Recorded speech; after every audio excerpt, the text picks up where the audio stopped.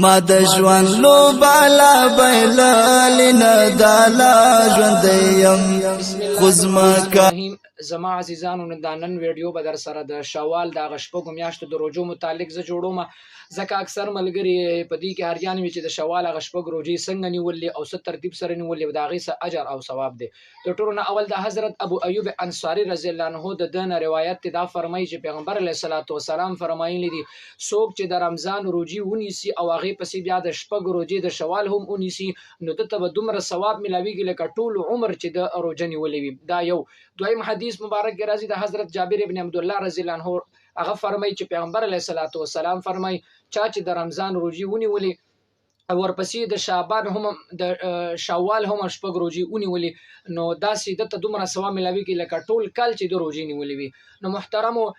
د شپږ روزي د شوال د پخپل هم اونیسي زنانو ته هم وای زما دا ویډیو مخکې هم شیر کړي ډیرو خلکو ته بس تاسو د ویډیو د شیر د وجه نه معلومات شي تاسو ته هم داغي ثواب ملاويږي اوس د شپږ روزي کم ترتیب سره نیولې نو محترمو شپږ روزي خلاصه دا چې شپږ تعداد د روزو چې کوم نه دا په شوال میاشت کې پوره کول پکار دي نن د شوال اتم تاریخ ته د 29 تاریخ خو د انګریزي تاریخ ته خو د شوال اتم تاریخ ته نو موږ سره 21 22 دین د شوال شته نو په دې 22 ورځو کې چې کوم د شپږ ورځې تاسو ونیسي یو شپږ وانه مسلسل هم نیولې شي او کدا سي نشي کولای یو ورځ روزه نیسي بیا د درې ورځې پس بل ونیسي دا سي وقفي سره هم نیولې شي یو ځای هم نیولې شي دا تاسو ته پکې هغه اختیار دی خو شپږ په دې میاشت کې پوره کول دا غو مستحب او سنت طریقه ده ځکه انتهایی زیات ثواب دي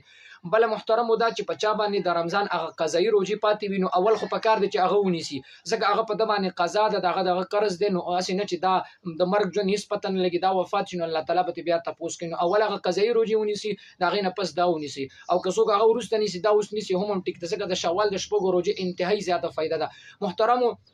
قرآن مجید آیت چې یو نیکی دا په لسو باندې بدلیږي الله تعالی د یو نیکی بدل الله تعالی لس باندې ورکي نو که تاسو دې حساب ته سوچو کې نو د یو میاشت د رمضان روزي هغه په لسو کې ضرب ورکي نو یو لس میاشتې شوي او د شپږ روزي یو روزي چې په لسو کې ضرب ورکي شپې ته ورځې شوي نو دا 2 میاشتې نو لس میاشتې هغه 2 میاشتې نو پورا کال نو چې سړی رمضان روزي مونږ